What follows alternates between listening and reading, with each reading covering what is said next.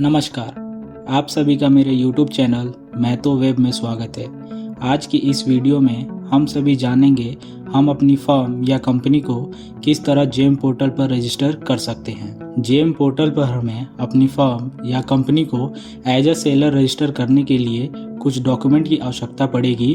तो आइए हम एक एक करके जान लेते हैं वो कौन से डॉक्यूमेंट्स हैं। आधार या पैन कार्ड जिससे आपका फ़ोन नंबर लिंक हो, एक एक्टिव ईमेल आईडी जो आपका पर्सनल या आपकी फर्म या कंपनी का हो सकता है, बिजनेस पेन डिटेल, CIN यदि आपकी कंपनी है तो एक bank account, income tax return of last 3 year यदि आपकी कंपनी 24 महीने पुरानी है और आप बिड में पार्टिसिपेट करना चाहते हैं तो इसकी ज़रूरत पड़ेगी। रजिस्टर एड्रेस और कॉशन मनी यदि आपकी कंपनी का टर्नओवर 1 CR से कम है तो 5,000 रुपये आपको डिपॉजिट करना होगा। और कुछ ऑप्शनल डॉक्यूमेंट यदि ये डॉक्यूमेंट आपके पास है तो ठीक है, यदि ये डॉक्यूमेंट आपके पास नहीं है तो फिर भी आप अपने कंपनी को जेम पोर्टल पर रजिस्टर करा सकते हैं। वो document MSME, DIPP number for startup, GST number for inter estate business. चलिए अब हम सभी जेम पोर्टल पर रजिस्ट्रेशन की फुल प्रोसेस देख लेते हैं। तो इसके लिए हम सभी जेम पोर्टल की वेबसाइट को ओपन कर लेते हैं। हम अपने सिस्टम में कोई भी ब्राउज़र खोलेंगे और सर्च बार में टाइप करेंगे gem.gov.in और सर्च कर देंगे। सर्च करने के बाद हम सीधे जेम पोर्टल की ऑफिशियल वेबसाइट पर आ जाएंगे। राइट साइड कॉर्नर में हमें साइन अप का ऑप्शन दिखेगा, उस पर क्लिक करें और एज अ सेलर रजिस्टर करने के लिए सेलर सर्विस प्रोवाइडर पर क्लिक करें और फिर सेलर रजिस्ट्रेशन का प्रोसेस ओपन हो जाएगा, जहां आपसे पूछा जाएगा आपके बिजनेस या ऑर्गेनाइजेशन का टाइप क्या है। तो आपका जो भी बिजनेस टाइप हो उसे सिलेक्ट कर लें। ध्यान रहे आप जिस भी बिजनेस टाइप को सिलेक्ट करें आपका रजिस्ट्रेशन प्रोसेस सेम ही रहेगा। तो यहाँ पर मैं फॉर्म को सिलेक्ट कर लेता हूँ और सिलेक्ट करने के बाद हम देखेंगे कि हमारे सामने एक डॉक्यूमेंट की लिस्ट ओपन हो गई है। ये वही डॉक्यूमेंट है जिसके बारे में हम सभी ने अभी डिस्कस किया था। तो हम सभी रिक्वायर्ड डॉक्यूमेंट को सिलेक्ट कर लेते हैं और यदि आपके पास ऑप्शनल डॉक्यूमेंट है तो आप उन्हें भी सिलेक्ट कर सकते हैं। फिर हम प्रोसेस पे क्लिक करेंगे। प्रोसेस पे क्लिक करने के बाद नेक्स्ट पेज एक टर्म एंड कंडीशन का पेज ओपन हो जाएगा, आप इसको पढ़ सकते हैं। इसके बाद इसको एग्री कर दें और प्रोसेस पे क्लिक करें। यहाँ आपसे आपकी बिजनेस ऑर्गेनाइजेशन का नाम पूछा जाएगा, तो मैं अपने ऑर्गेनाइजेशन का नाम लिख देता हूँ, महतो वेब। आप अपने ऑर्गेनाइजेशन का नाम लिखेंगे और फिर नेक्स्ट पे क्लिक करेंगे। और फिर नेक्स्ट स्टेप पर्सनल वेरिफिकेशन का है, तो आप अपने आधार या पैन डिटेल से वेरिफिकेशन कर सकते हैं। यदि आप आधार से वेरिफिकेशन करते हैं तो आपको यहाँ अपने आधार का नंबर डालना होगा और फिर यहाँ आपका मोबाइल नंबर जो आपके आधार से लिंक है, और फिर चेक बॉक्स पे क्लिक करें और वेरिफिकेशन आधार पे क्लिक करें और फिर आपके मोबाइल पे एक OTP आएगा, उसको डालकर वेरीफाई कर लें। सेम इसी तरह यदि आप पेन डिटेल से वेरीफाई करना चाहते हैं तो पर्सनल पेन ऑप्शन सेलेक्ट करके यहाँ अपना पेन नंबर डालें, यहाँ आपका नाम जैसा कि पेन कार्ड पे होगा और फिर डेट ऑफ बर्थ डालकर वेरीफाई पेन पर क्लिक करें। फिर जो भी मोबाइल नंबर आपके पेन कार्ड से लिंक होगा उस पर OTP आएगा, वो OTP डालकर वेरीफाई कर लें। नेक्स्ट स्टेप हमारा ईमेल वेरिफिकेशन होगा, तो यहाँ आप अपना ईमेल आईडी डाल दें और सेंड OTP पे क्लिक करें। आपके ईमेल आईडी पे एक OTP आएगा, उसको डालकर ईमेल वेरीफाई कर लें। ईमेल वेरीफाई करने के बाद आपको जेम पोर्टल पर लॉगिन करने के लिए आपको एक user ID and password create करना होगा। तो यहाँ आप कोई भी अपना यूज़र आईडी एंड पासवर्ड बना लीजिए। यूज़र आईडी एंड पासवर्ड बनाते समय उसे ध्यानपूर्वक नोट कर लीजिए। इसी आईडी और पासवर्ड से आप अपने जेम अकाउंट में लॉगिन कर पाएंगे। जेम की login ID and password create करने के बाद हम फिर से जेम की वेबसाइट पर आ जाएंगे और यहाँ लॉगिन पर क्लिक करेंगे और यहाँ जेम यूज़र आईडी डाल देंगे और यहाँ ये कैप्चा डालकर सबमिट पर क्लिक कर देंगे और फिर यहाँ पासवर्ड डालकर सबमिट पर क्लिक कर देंगे और फिर हम देखेंगे कि हम अपनी जेम की अकाउंट के प्रोफाइल में लॉगिन कर चुके हैं, जिसका इंटरफेस कुछ इस तरह का दिखता है।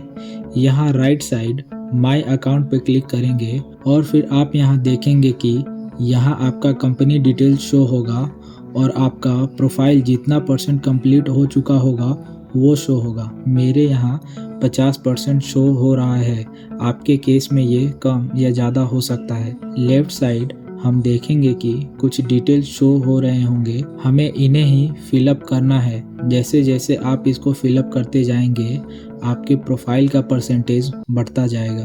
तो चलिए हम एक एक करके सभी डिटेल को फिलअप कर लेते हैं। तो यहाँ हमारा पहला ऑप्शन बिजनेस पेन वैलिडेशन का है। इस पे क्लिक करेंगे और फिर यहाँ बिजनेस पेन डिटेल को सही से फिलअप कर देंगे। यदि आपके ऑर्गेनाइजेशन का टाइप प्रोप्राइटरशिप है तो इस केस में आप यहाँ अपने पर्सनल पेन डिटेल को फिलअप करेंगे, और अदर केस में जैसा कंपनी या पार्टनरशिप फॉर्म है तो आप अपने कंपनी का पेन डिटेल फिल करेंगे और फिर प्रोसीड पर क्लिक कर देंगे। नेक्स्ट स्टेप बिजनेस डिटेल का है। यहाँ आप अपने ऑर्गेनाइजेशन का नाम डालेंगे और यहाँ डेट ऑफ इनकॉर्पोरेशन में जिस डेट को आपकी कंपनी बनी है वो डेट डालेंगे और फिर सेव करके प्रोसीड पे क्लिक कर देंगे। नेक्स्ट स्टेप एडिशनल डिटेल में यहाँ आपसे पूछा जाएगा are you register with DPIIT as startup. यदि आप हैं तो येस कर दीजिए, अदरवाइज नो पे क्लिक कर दीजिए। यहाँ यदि आपके पास MSME सर्टिफिकेट है तो येस कर दीजिए, नहीं तो नो पे क्लिक कर दीजिए। MSME क्या होता है, इस पे कैसे रजिस्ट्रेशन किया जाता है, इसके बारे में हम आगे की वीडियो में डिटेल में जानेंगे। यहाँ यदि आप बिड में पार्टिसिपेट करना चाहते हैं तो आप येस कर दीजिए, अदरवाइज नो पे क्लिक कर दीजिए। सहाय ये एक ऑर्डर के अगेंस्ट लोन लेने का फीचर है। यदि आपको जेम पे किसी डिपार्टमेंट से ऑर्डर रिसीव्ड होता है और उस ऑर्डर को आप फंड ना होने के कारण फुलफिल नहीं कर पा रहे हैं तो आप इस फीचर का यूज़ करके उस ऑर्डर के अगेंस्ट आप बैंक से लोन लेकर उस ऑर्डर को पूरा कर पाएंगे। इसके बारे में डिटेल में हम आगे जानेंगे। यहाँ आप ऑफिस लोकेशन में ऐड न्यू ऑफिस करेंगे और यहाँ आप अपने ऑफिस का पूरा लोकेशन फुलफिल करेंगे। यहाँ GSTIN डिटेल फिलअप करना ऑप्शनल है। यदि आपके पास GSTIN नंबर है तो उसे आप फिल कर सकते हैं, अदरवाइज आप इस ऑप्शन को स्किप कर सकते हैं। नेक्स्ट स्टेप में यहाँ आप अपने बैंक अकाउंट की डिटेल को फिलअप करेंगे। ऐड न्यू बैंक अकाउंट पे क्लिक करें और बैंक डिटेल को यहाँ भर के सेव पर क्लिक करें। ध्यान रहे बैंक डिटेल भरने के बाद यहाँ PMF कोड के नीचे एक वेरीफाई का ऑप्शन आएगा, उस पर क्लिक करके वेरीफाई ज़रूर करें, तभी आप किसी भी ऑर्डर का पेमेंट आप अपने बैंक अकाउंट में रिसीव कर पाएंगे। अगले स्टेप ई-इनवॉइसिंग डिक्लेरेशन में यहाँ आपको अपनी कंपनी का टर्नओवर भरना है। यदि आपके कंपनी का टर्नओवर 5 करोड़ से अधिक है तो आपको ई-इनवॉइसिंग करना मैंडेटरी है। नेक्स्ट स्टेप MSME में यदि आपके पास MSME सर्टिफिकेट है तो आप यहाँ उद्यम नंबर डाल देंगे और यहाँ कॉन्टैक्ट नंबर डालकर सेंड OTP पर क्लिक करके इसे वेरीफाई कर लेंगे। ध्यान रहे आप अपना वही कॉन्टैक्ट नंबर डालेंगे जो आपने MSME सर्टिफिकेट में दिया है। यदि आपके पास MSME सर्टिफिकेट नहीं है तो इसे आप खाली छोड़ सकते हैं। नेक्स्ट स्टेप स्टार्टअप का है। यदि आपके पास स्टार्टअप इंडिया का सर्टिफिकेट है तो आप रजिस्टर विद स्टार्टअप इंडिया पे क्लिक करेंगे और यहाँ DIPP नंबर और यहाँ DIPP लिंक मोबाइल नंबर डालकर वेरीफाई कर लेंगे।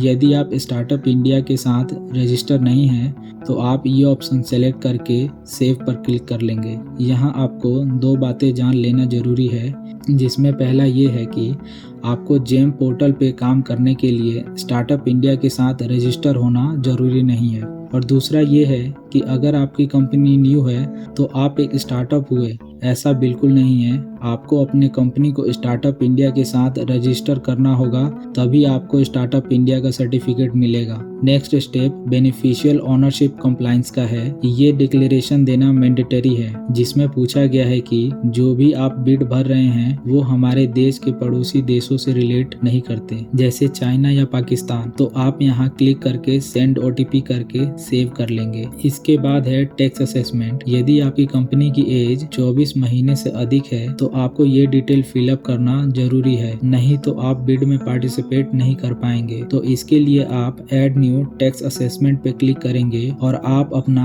ITR टाइप सेलेक्ट करेंगे। यहाँ आप अपना असेसमेंट ईयर को सिलेक्ट करेंगे। यहाँ आप अपना ITR का एक्नॉलेजमेंट नंबर डाल देंगे और यहाँ प्रॉफिट और यहाँ ग्रॉस रिसिप्ट ऑफ बिजनेस की फिगर डाल देंगे। इन सभी डिटेल्स के लिए आप अपने अकाउंटेंट या CA की हेल्प ले सकते हैं। इसके बाद एक और ऑप्शन है लॉजिस्टिक्स का, जहाँ आप अपने काम के लिए इंडिया पोस्ट सर्विस मेंबरशिप ले सकते हैं और अपने किसी भी प्रोडक्ट को आप ऑल ओवर इंडिया कहीं भी भेज सकते हैं और साथ ही इसे यहाँ से आप ट्रैक कर सकते हैं या फिर इसे कैंसिल भी कर सकते हैं। यदि आपको इस ऑप्शन का लाभ उठाना है तो आप इसे यहाँ क्लिक करके इंडिया पोस्ट को सिलेक्ट करके सेव कर लें और स्टेप बाय स्टेप फॉलो करके इसे कंप्लीट कर लीजिए। नेक्स्ट स्टेप 10 वैलिडेशन का है। यदि आपकी कंपनी प्राइवेट लिमिटेड है तभी आपको इसको फिलअप करने की जरूरत है, अदरवाइज आप इसको स्किप कर दीजिए। 10 नंबर भरने के लिए ऐड न्यू 10 पे क्लिक करें। यहाँ आप अपना 10 नंबर डालेंगे और यहाँ आप अपना नाम जो आपके 10 नंबर पे होगा और यहाँ बिजनेस पेन डिटेल डालकर सेव एंड वेरीफाई कर लेंगे। नेक्स्ट स्टेप वेंडर असेसमेंट का है। यदि आप OEM हैं तभी आपको ये फिलअप करना होता है, नहीं तो आप इसे स्किप कर दीजिए। OEM क्या होता है और वेंडर असेसमेंट कैसे किया जाता है इसके बारे में हम आगे जानेंगे। फिर इसके नीचे एक ऑप्शन आता है सेलर पैनल। यदि आप एक ऐसे प्रोडक्ट को जेम पे सेल कर रहे हैं जिस प्रोडक्ट का ब्रांड जेम पे एज अ OEM अवेलेबल है, तो आपको उससे एक ऑथराइजेशन लेना पड़ेगा और फिर उस ऑथराइजेशन नंबर को आप यहाँ फिलअप करेंगे, तभी आप उस पर्टिकुलर प्रोडक्ट को जेम पे सेल कर पाएंगे। इसको कैसे किया जाता है हम आगे जानेंगे, तब तक के लिए आप इस स्टेप को स्किप कर दीजिए। फिर नेक्स्ट स्टेप अकाउंट सेटिंग और यूजर मैनेजमेंट का है, जहाँ आप अपने कुछ पर्सनल डिटेल को चेंज कर सकते हैं। लेकिन इन सभी डिटेल को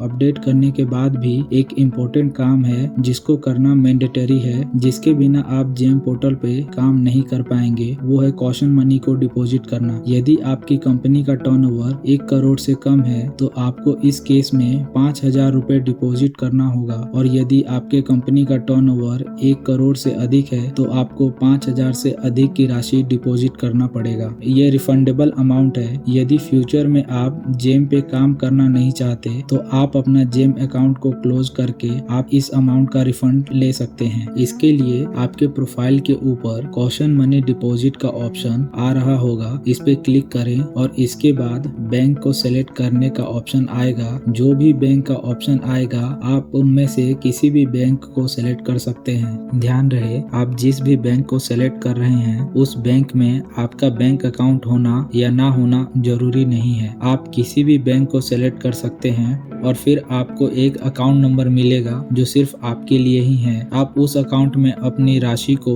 RTGS या NEFT के द्वारा डिपॉजिट करा सकते हैं। सक्सेसफुली डिपॉजिट होने के बाद सिस्टम उसे खुद ही डिटेक्ट कर लेगा, जिसे आप यहाँ कॉशन मनी अकाउंट पे क्लिक करके देख सकते हैं। और जब आप ये सभी स्टेप्स को सक्सेसफुली कंप्लीट कर लेंगे तो आप देखेंगे कि आपका प्रोफाइल 100% कंप्लीट हो चुका होगा और इसी के साथ आप अपने जेम सेलर अकाउंट में उन सभी प्रोडक्ट को पब्लिश कर पाएंगे जिनमें आप डील करते हैं और उन प्रोडक्ट का किसी भी गवर्नमेंट सेक्टर से ऑर्डर ले पाएंगे। तो आज की इस वीडियो में बस इतना ही। आशा करता हूँ कि ये वीडियो आप सभी के लिए यूजफुल हो और इसके माध्यम से आप खुद ही अपने जेम अकाउंट का रजिस्ट्रेशन कर पाएंगे। यदि आपका कोई सवाल है तो आप मुझे कमेंट बॉक्स में पूछ सकते हैं। साथ ही आप मुझे कमेंट में बता सकते हैं कि ये इन्फॉर्मेशन आपको कैसा लगा। आप सभी का कीमती समय देने के लिए धन्यवाद। यदि आप सभी को मेरा ये वीडियो अच्छा लगा हो तो इसे लाइक, शेयर और चैनल को सब्सक्राइब कर ले। साथ ही साथ बेल आइकन को भी ऑन कर लें, जिससे कि आप सभी को मेरी आने वाली सभी वीडियो की नोटिफिकेशन मिलती रहे। मिलते हैं अगली वीडियो में, तब तक के लिए आप अपना और अपनों का ध्यान रखें। खुश रहें।